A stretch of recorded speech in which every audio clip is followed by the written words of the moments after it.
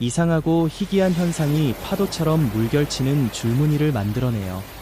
그리고 이제 이런 이상한 일들에 더 큰 미스터리를 더하기 위해 완전히 제정신인 두 명의 존경받는 어부들이 직접 장면을 촬영했어요. 노스캐롤라이나 해안에서 신비로운 바다 생물이 발견됐는데 많은 사람들이 고개를 갸우뚱하게 만들었어요. 이건 6,500만 년 전에 멸종된 생물의 유해일 수도 있어요. 넓은 바다를 건너는 여행은 정말 많은 짜릿한 모험을 약속해요. 희귀한 목격부터 전설 속 생물과의 가슴 철렁하는 만남까지 바다에서 선원들이 발견한 가장 놀라운 것들이에요. 정체를 알 수 없는 포획물.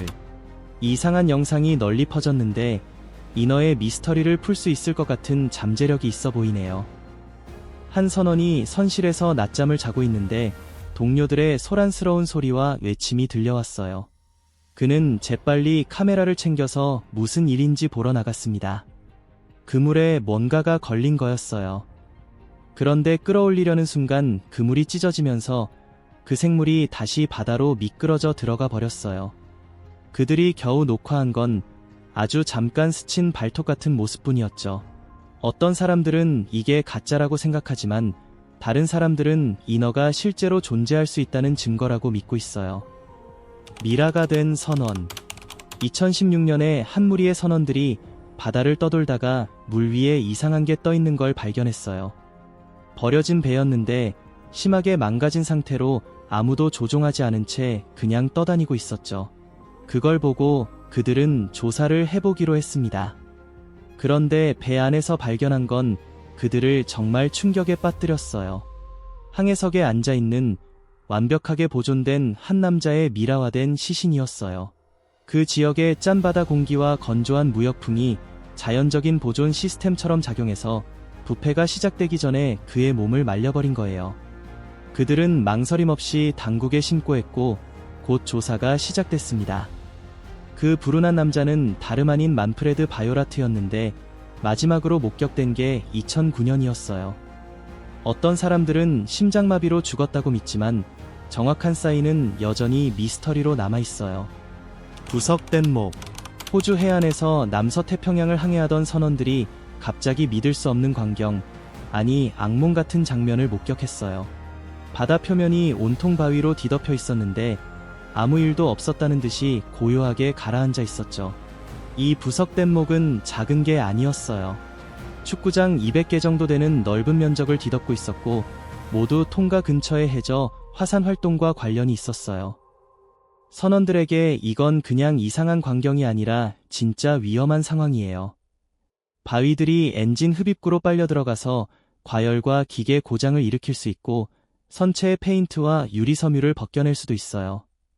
그런 부석지대를 지나가는 건 경험한 사람들에 따르면 자갈밭을 항해하는 것과 비슷하다고 해요. 이 현상은 몇 년에 한 번씩 일어날 수 있지만 직접 목격하는 건 정말 드문 일이에요. 인어 목격담. 2013년에 작은 수역을 페리로 건너던 관광객 무리가 멀리 해안 근처에서 뭔가를 발견했어요. 한 승객이 호기심에 카메라를 꺼내 녹화를 시작했죠. 줌을 당겨보니 전혀 예상치 못한 게 있었어요. 바위 위에 앉아있는 반은 사람이고 반은 물고기 같은 생물이 햇볕을 쬐고 있었어요. 그 영상은 몇 시간 만에 온라인에 공유됐고 엄청난 반응을 불러일으켰어요. 회의론자들은 사람이 코스튬을 입은 거거나 이상한 각도와 거리에서 본 물개나 바다사자일 가능성을 지적했어요. 믿는 사람들은 그 형태와 움직임이 알려진 어떤 동물과도 다르다고 주장했죠. 논쟁은 몇 주 동안 계속됐어요. 바다 미스터리의 경우 흔히 그렇듯 진실은 결코 명확하게 밝혀지지 않았어요. 하지만 이 이야기가 과학적인 관점에서 정말 흥미로운 이유는 따로 있어요. 바다는 우리 행성의 70% 이상을 차지하고 있고 우리는 그중 20% 미만만 탐험했을 뿐이에요. 매년 새로운 종이 발견되고 있죠. 아직 목록에 없거나 분류되지 않은 미개척 깊은 곳에 뭔가가 존재할 수 있다는 건 공상이 아니라 단순한 수학이에요. 바다는 거의 뭐든 숨길 수 있을 만큼 충분히 커요. 먹이 광란. 이 이야기는 여러분을 긴장하게 만들 거예요. 바다에서 해양 생물을 연구하던 연구원들이 베스킹 샤워를 관찰하다가 갑자기 연구 수준을 한 단계 끌어올릴 만한 걸 발견했어요. 상어와 바다새들이 모두 한 지점으로 모여서 고래 사체를 둘러싼 격렬한 먹이 광란이었죠. 이런 건 매일 볼 수 있는 게 아니에요. 그 거대한 고래가 언제 죽었는지조차 알아낼 수 없었어요. 하지만 한 가지는 확실해요. 그 먹이 장면은 정말 놀라웠어요. 불편하게 느껴질 수 있지만 그건 그냥 자연의 가장 원초적인 모습일 뿐이에요. 소름 끼치는 촉수 이야기예요. 가장 무서운 발견들이 꼭 바다 한가운데서 일어나는 건 아니에요. 조지아주에 사는 한 남자가 어느 오후에 하이킹 모험을 떠나기로 했어요. 계곡에 자리 잡은 아름다운 호수를 탐험하러 간 거죠. 평화롭고 평범한 야외 하루가 될 거라고 생각했어요. 그런데 물가에 다가갔을 때 그의 눈에 뭔가가 들어왔어요. 호수 표면에서 세 개의 길고 이상한 촉수가 천천히 솟아오르고 있었는데 그가 지금까지 본 어떤 식물처럼 보이지도 않았어요. 처음에는 가만히 서서 이게 대체 뭐냐고 이해하려고 했어요. 그러다 그 촉수들이 모양을 바꾸기 시작했어요. 변형되고 움직이면서 그의 쪽으로 다가오기 시작한 거예요. 그는 카메라를 꺼내서 그 모든 장면을 녹화했어요. 그 영상은 인터넷에 거의 바로 퍼졌죠. 과학자들이 가장 널리 받아들이는 설명은 그가 본 것이 팩티나텔라 마그니피카라는 민물 이끼동물 군집이라는 거예요. 이 녀석들은 큰 젤리 같은 덩어리를 만들고 물에서 팔 같은 돌기를 뻗을 수 있어요. 완전히 무해한 생물이죠. 하지만 호수 가장자리에 서서 살아있는 생물처럼 보이는 뭔가가 깊은 곳에서 올라와서 자신에게 다가오는 걸 보는 건 그 순간 논리로 완전히 진정시키기 어려운 경험이에요. 매그와의 만남. 2013년에 대서양 어딘가에서 소름 끼치는 영상이 촬영됐어요. 바다 위에서 고요하고 조용한 밤이었고 친구들이 달의 반사를 찍고 있었어요. 모든 게 평화로워 보였는데 갑자기 뭔가가 그들의 시선을 사로잡았어요. 거대한 고래가 파도를 가르며 미끄러지듯 지나가고 있었어요. 그런데 상황이 무서운 방향으로 바뀌었어요. 갑자기 고래의 2배 크기나 되는 거대한 물고기가 깊은 곳에서 올라와서 불쌍한 고래를 들어 올리고 아래로 끌고 내려갔어요. 그게 대체 뭐였을까요? 시청자들은 그게 메갈로돈일 수 있다며 존재의 증거라고 했고 다른 사람들은 영상이 편집된 거라고 믿었어요. 거품의 미스터리. 2022년에 덴마크 국방사령부가 발트해 수면 아래에서 정말 불안한 일이 일어나는 영상을 공개했어요. 물이 격렬하게 거품을 일으키고 있었는데 마치 엄청나게 큰 뭔가가 깊은 아래에서 가스를 뿜어내는 것 같았어요. 그 교란의 규모가 엄청났어요. 수백 미터에 달하는 바다 표면을 뒤덮을 정도였죠. 설명이 나왔을 때 그것은 자연 현상보다 어떤 면에서는 더 불안하게 느껴졌어요. 그 거품은 해저에 있는 2개의 노르드 스트림 파이프라인에서 고압으로 빠져나오는 메탄 가스였어요. 이 파이프라인들은 러시아와 유럽 사이에 천연가스를 운반하는 역할을 했는데 2개 다 거의 동시에 엄청난 누출을 경험한 거예요. 하지만 이 발견을 진짜 소름 끼치게 만든 건 바로 뒤따라온 질문이었어요. 이게 사고였을까? 아니면 고의였을까? 여러 나라의 분석가들과 정부 관계자들이 2 파이프라인이 동시에 고장난 건 우연이 아니라고 제안하기 시작했어요. 바다에서 올라오는 UFO. 한 커플이 바다 투어를 하며 물을 즐기고 있었어요. 그런데 수면 아래에서 이상한 소리가 들려왔어요. 여자가 바로 휴대폰을 꺼내서 녹화를 시작했죠. 그녀가 찍은 건 바로 앞에서 거대한 정체불명의 물체가 물에서 솟아오르는 모습이었고 수면 아래에서 신비로운 빨간 불빛이 빛나고 있었어요.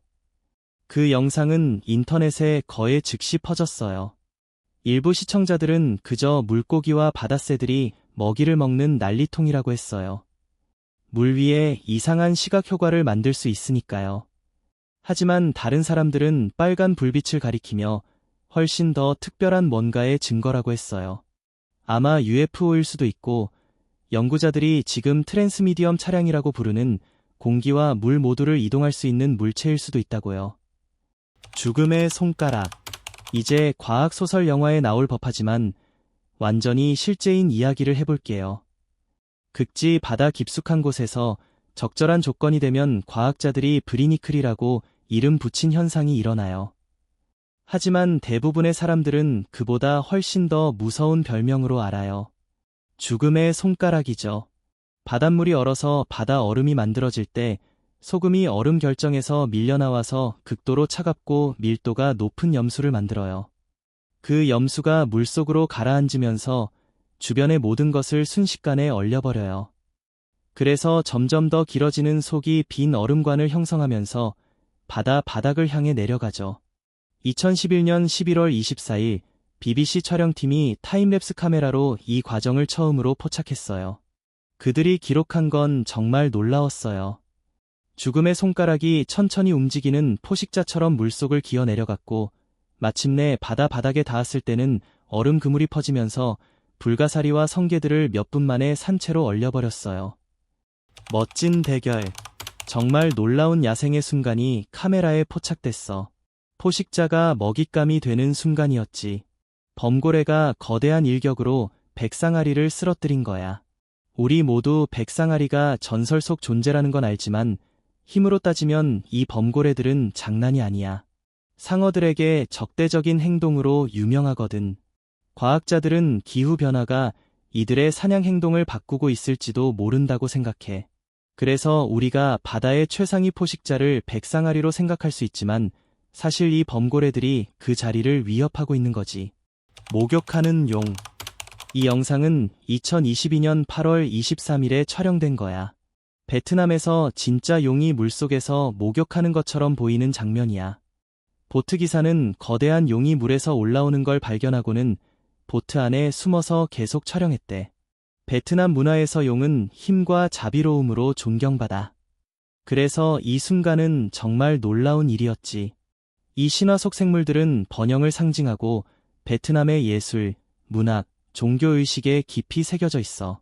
보고에 따르면 용은 물 위에 몇 분 동안만 머물렀다가 다시 물속으로 잠수해서 사라졌대. 백상아리와의 가까운 만남. 한 해양 생물학자가 바다 표면 아래에서 상어 행동을 추적하고 연구하던 중이었어. 그건 그의 일상적인 연구 작업이었지. 그런데 그는 곧 믿을 수 없을 만큼 가까운 만남을 경험하게 될 줄은 전혀 몰랐어. 그의 아래쪽 어둠 속에서 불과 3피트 정도 떨어진 거리에서 백상아리가 나타난 거야. 멀리서 빙빙 도는 것도 아니고 그냥 지나가는 것도 아니었어. 바로 거기 손을 뻗으면 닿을 수 있을 만큼 가까이 이빨이 다 보이는 상태로 깊은 곳에서 올라오면서 그 어두운 눈으로 그를 똑바로 바라봤어. 생물학자는 완전히 움직이지 않고 가만히 있었지. 상어는 잠시 그 자리에 떠서 백상아리 특유의 차분하고 여유로운 호기심으로 그를 관찰하더니 천천히 다시 아래 어둠 속으로 내려갔어. 그 연구자는 나중에 이 경험을 자신의 커리어 전체에서 가장 동시에 무섭고도 장엄한 순간이라고 설명했어. 백상아리는 대중문화가 만들어낸 무의식적인 살인 기계가 아니야. 그들은 지능적이고 호기심 많고 엄청나게 강력한 동물이야. 그리고 그런 이빨과 아무것도 없이 열린 바다에서 마주치는 경험은 인간 뇌 깊숙한 곳을 완전히 바꿔놓는 일이야.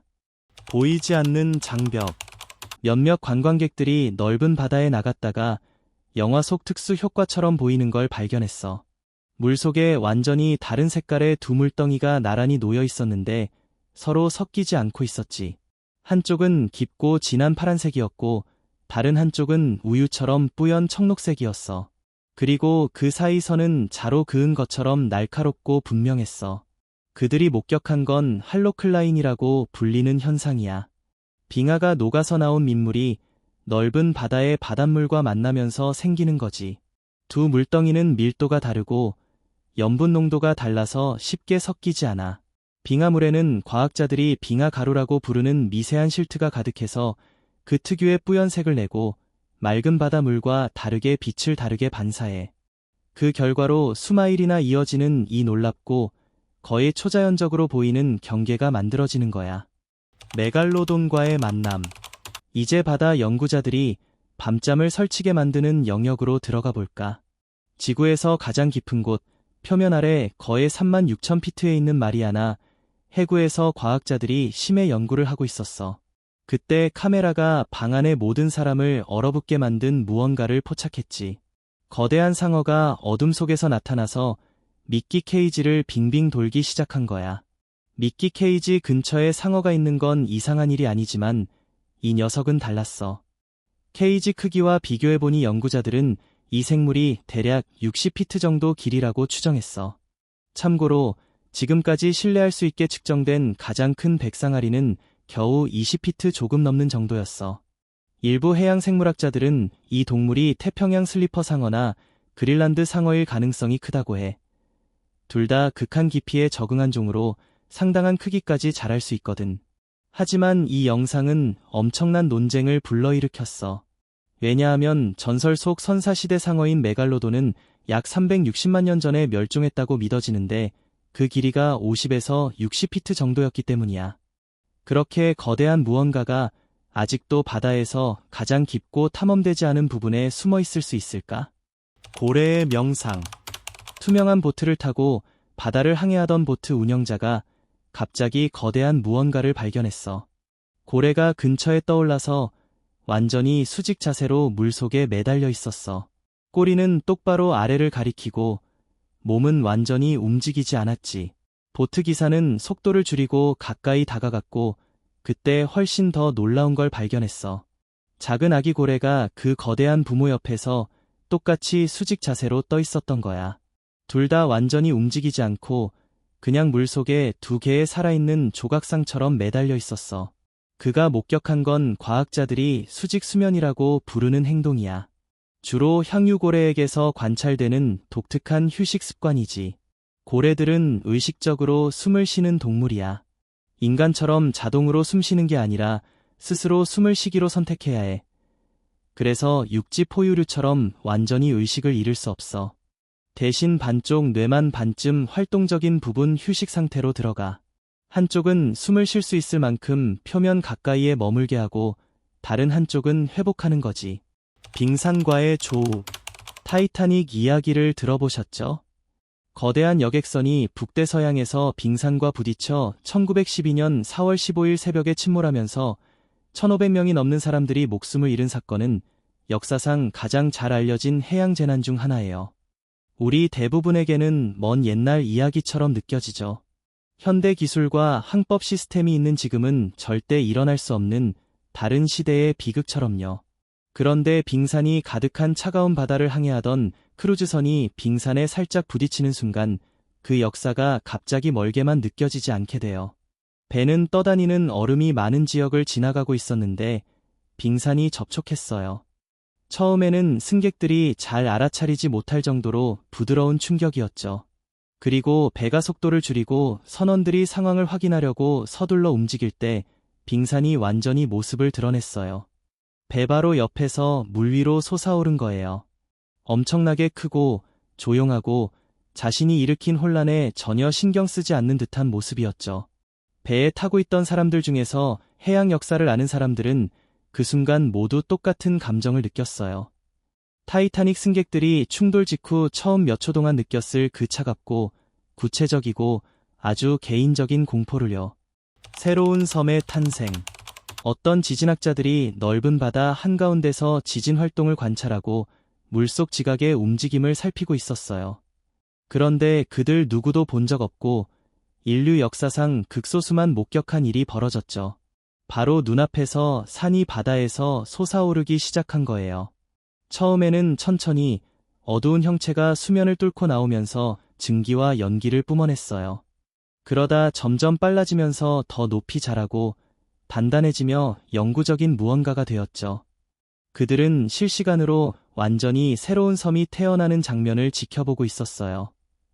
이 과정은 지각 아래 화산 활동에 의해 일어나요. 녹은 암석이 해저를 뚫고 위로 올라오다가 결국 수면을 뚫고 나오는 거죠.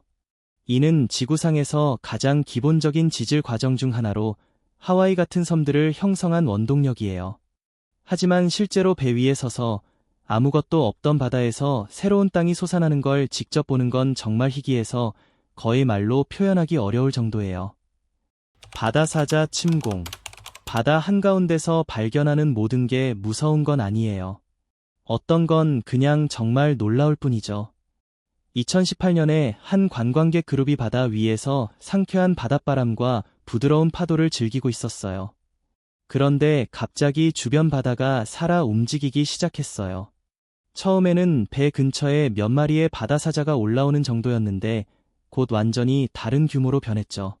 수십 마리의 바다사자가 한 지점으로 모여들면서 뛰어오르고 잠수하고 물을 하얀 거품으로 휘저었어요. 그리고 혹등고래들이 나타났어요. 거대하고 따개비가 붙어 있고 믿을 수 없을 만큼 우아한 모습으로 배 주변 곳곳에서 수면 위로 올라왔죠. 입을 크게 벌린 채 물을 가르며 돌진하는 거예요. 관광객들이 본 건 바다사자와 혹등고래가 함께 거대한 멸치떼를 협공하는 먹이 사냥 광경이었어요. 바다사자들은 옆에서 미끼 덩어리를 뚫고 다니고 고래들은 아래에서부터 밀어올리면서 물고기를 수면으로 몰아가는 방식이었죠. 그렇게 물고기들이 잡기 쉬운 곳으로 모이게 된 거예요. 투어 가이드에 따르면 이런 종류의 먹이 사냥은 정말 드물고 목격하기에 엄청나게 야생적이라고 해요. 관광객들에게는 신나는 경험이었고 우리에게도 마찬가지였어요. 바다가 얼마나 특별할 수 있는지 다시 한번 깨닫게 해준 순간이었죠. 고래의 출산. 케이프타운의 어부들이 늘 하던 대로 바다 위에서 낚싯줄을 던지고 고기를 기다리고 있었어요. 그런데 멀리서 무언가가 그들의 시선을 사로잡았죠. 수백 마리의 돌고래들이 수면에서 빙글빙글 돌고 물을 휘저으며 빽빽하고 의도적인 원을 그리고 있었어요. 어부들은 그런 광경을 한 번도 본 적이 없어서 더 가까이 다가가 자세히 보려고 했어요. 그제야 무슨 일이 일어나고 있는지 알게 됐죠. 바로 앞에서 고래가 출산을 하고 있었던 거예요. 하지만 돌고래들은 단순한 구경꾼이 아니었어요. 그들은 일하고 있었죠. 어미 고래 주변으로 협력해서 보호의 원을 만들고 포식자들을 적극적으로 쫓아내며 어미와 새끼가 태어난 직후 가장 취약한 그 순간을 안전하게 지켜주고 있었어요. 대백상어와 범고래는 출산 직후에 고래 새끼를 노리는 걸로 알려져 있어요. 출산이 물속에 보내는 생물학적 신호 때문에 끌려오죠. 돌고래들은 그 사실을 잘 알고 있었어요. 그런데도 그들은 나타나서 도와준 거예요. 그날 어부들이 목격한 건 단순한 출산이 아니었어요. 동물 지능과 사회 행동에 대해 우리가 아는 모든 걸 뒤흔드는 너무나 정교하고 의도적인 이종 간 협력의 순간이었죠. 이런 순간들은 바다가 단순히 위험하고 신비로운 곳이 아니라 놀라운 자비와 온정이 있는 곳이라는 걸 다시 한번 일깨워줘요.